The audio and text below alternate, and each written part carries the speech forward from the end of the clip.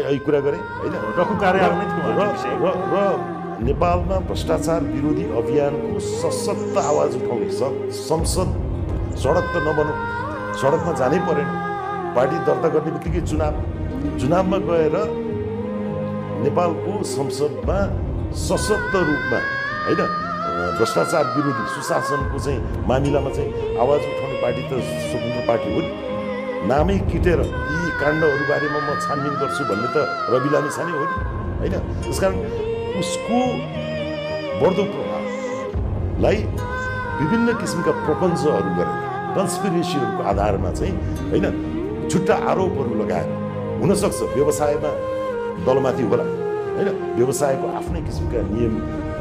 कानुनहरू छन् होइन त्यतातिर नगइकन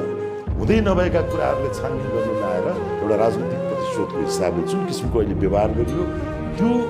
व्यवहार चाहिँ उचित होइन भनेर 40 लाख हाराहारीका मानिसले चाहिँ हस्ताक्षर गरेर पनि त्यो अभिमत प्रकट गरेका छन् जुन अनौपचारिक अभिमत